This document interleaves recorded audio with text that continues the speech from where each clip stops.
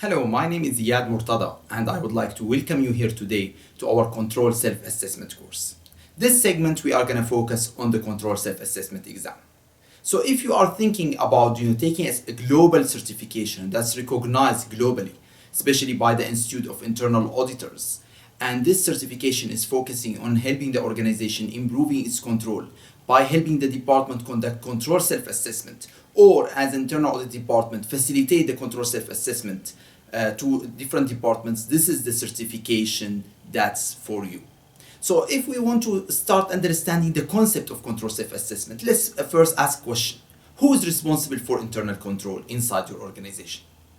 Some individuals, they say it's more, it's the compliance department, or it's the risk management department, or it's the internal audit department, or the internal control department, where the answer, everyone is responsible for internal control. And let me share a story with you related to a very old chairman of an organization. This is a Chinese organization, and this person worked for this organization from the start until he became the CEO and the chairman of this organization.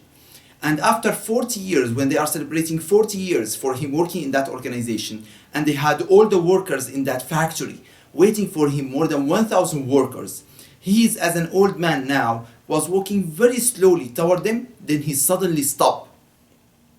And he went to the left, and he walked very slowly next to one of the machines. He went down and he took a piece of paper, and he took it and he threw it in the trash.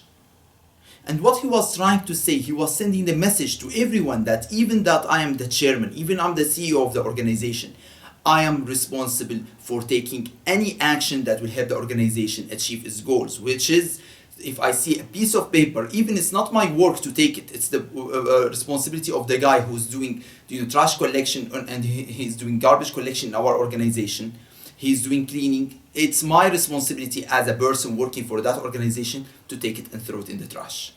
So control self-assessment is all about giving the control responsibility and the ownership to the process owners, so they understand exactly what they need to do. Because they are in control, they run day-to-day operation, and in that way it's much better for them to be able to administrate these controls, manage these controls, monitor these controls, and ensure they are working. There's a very interesting study done in India where they give a computer to kids with some information on it. And after 3 weeks, they discovered that these kids, they were able to search through this computer, try to link the information and understand so many of these concepts. And what they discover after that actually what kids they are needing, not actually the education, not actually the teaching, but rather than the knowledge and the facilitation. It's all about helping them understand the topic and motivate them rather than instructing them and teach them and impose knowledge on them. And anything inside your organization is the same concept. Inside your organization, when we are speaking about knowledge, we are always speaking about learning. Because once your staff will learn exactly the internal controls, the risk, the objectives that they are trying to achieve, they will be able to change their behavior to be able to take this risk management and control processes in consideration when they are doing their day-to-day operation. Otherwise, they will think that these internal controls or risk management are imposed on them by the top management, and they don't feel like really motivated to follow them. They don't feel like they are gonna help them in achieving their goals, but rather than restrictions on them.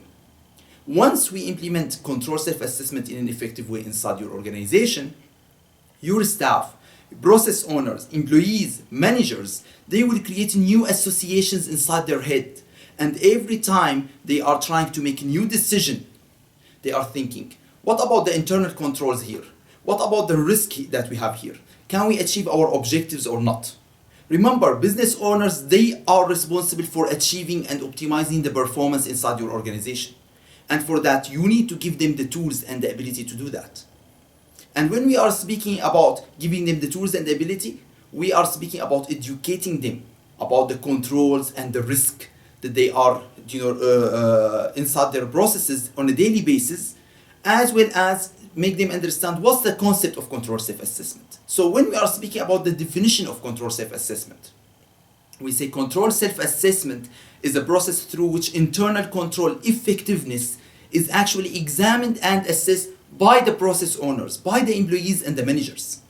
And the objective of it is to provide reasonable assurance that the business objectives will be met by the business owners and the process owners. It's a control done by them, monitored by them, managed by them, and provided assurance by them that it's actually working. For us as internal auditors, we are mainly doing verification to ensure the control self-assessment process is effective.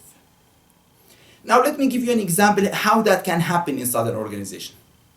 Well, in Southwest Airlines, they have very interesting rules related to allowing employees to contribute to the bottom line of the organization and helping improve the process. For example, the pilots, they understood that if they can slow down the plane while it's landing, they will be able to save 50% of the cost of maintenance for the brakes. So in that way, they save a lot of money to the organization. As well as one of the flight crew discovered that actually Southwest Airlines is printing the Southwest Airlines logo on the trash bags, and nobody is looking at the trash bags other than the crew. So she informed the company, and the company checked and discovered that they are spending about $300,000 a year printing the logo of Southwest Airlines on their trash bags, and they were able to save that cost.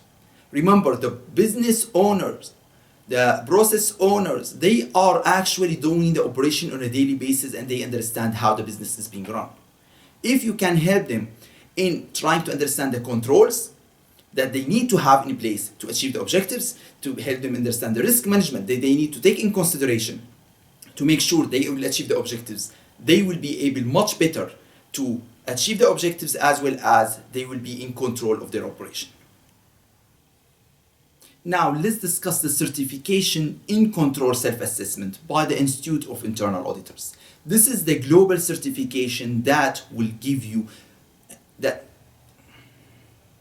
Now let's discuss the certification in control self-assessment by the Institute of Internal Auditors. This is the global certification that will help you gain the knowledge that you need to be able to facilitate control self-assessment, or to be able to validate the control self-assessment by understanding how it should be done inside the organization and making sure that your organization is doing it in the right way. If you are thinking about taking this exam, there are some educational requirements as well as work experience. You can go to the IIA Global website and check that to see if you meet all these requirements. But the most important thing for you to understand is the following, that the exam is 115 questions focusing on the areas related to controls, related to risk management, related to understanding the elements of control self-assessment, as well as how can you conduct control self-assessment effectively by understanding the organization culture, structure, and the management style.